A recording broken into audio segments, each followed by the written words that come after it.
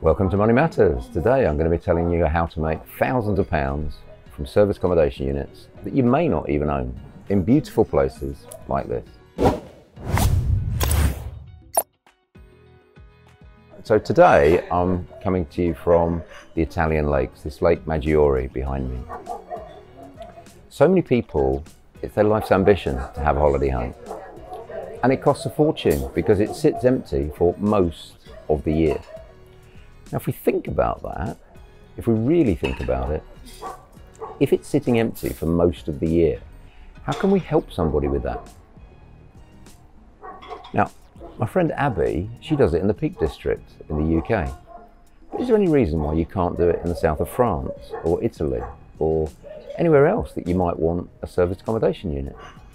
So let's just pause and make sure we all understand what serviced accommodation is.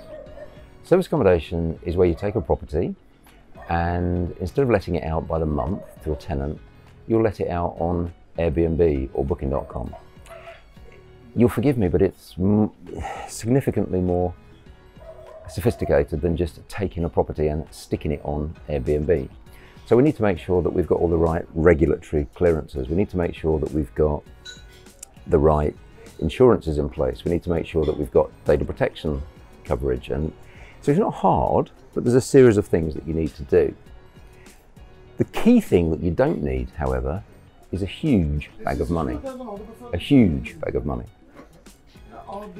Because very often you can take a property that sits empty for many, many months of the year, and you can help the owner. So how many of these houses behind me do you think are empty for most of the year? And the answer is in some ways quite shocking, in some ways quite beautiful. Most of them. Because as soon as you're in a holiday area like this, by the very nature of the fact that it's a holiday home, it's empty most of the time. So can you collaborate? Can you work in a win-win, in a joint venture way with an owner, such that you get them extra money that they wouldn't otherwise have had? You get to enjoy the property for your family, for your holidays, and you earn money in the process. So these big houses behind me, in the peak season, they'll go out for thousands and thousands of pounds per month. And there's many different ways you can do this.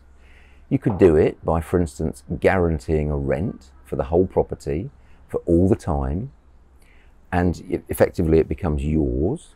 Possibly come to an arrangement with the owner where they reserve a certain amount of weeks per year that they can have it for access for their family.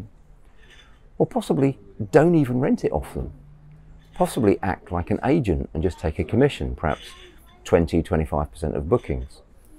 You could arrange for all the guest bookings, you could arrange for cleaners locally, you could arrange to pay the fees to Booking.com, and so it really depends. There's a spectrum. You could take over complete responsibility for it. That would be known as rent to rent, where you're renting the property for a long time, perhaps 5, 6, 7 years, perhaps even more, and you're guaranteeing a certain amount of money.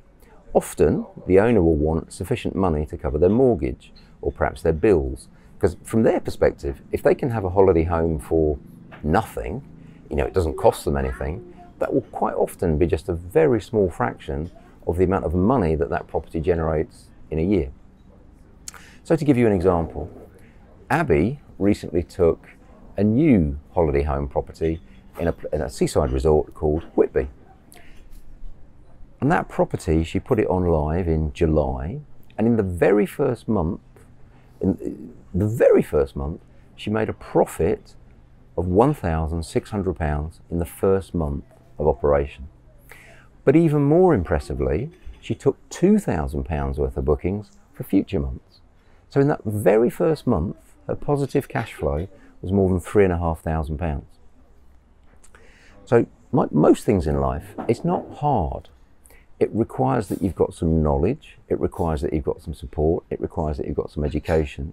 And if you'd like to know more about the idea of having free holiday homes that make you thousands of pounds a month, just put something in the comments box below, and I'd very happily record some more specific information for you.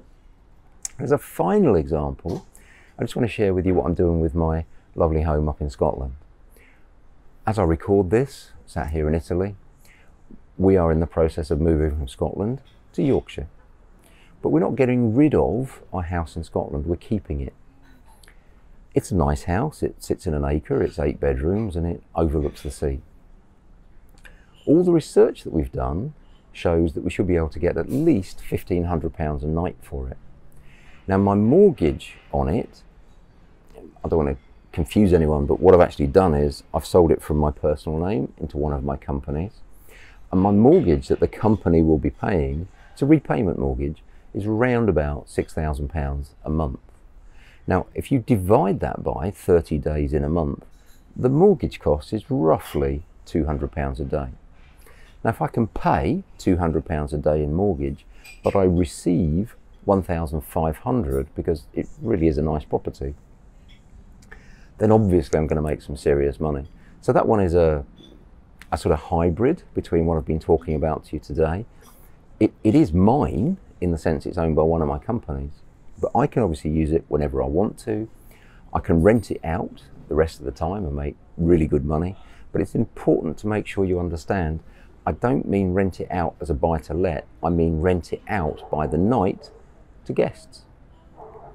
Okay, so I hope that's been a useful little video on service accommodation coming to you from the Italian lakes.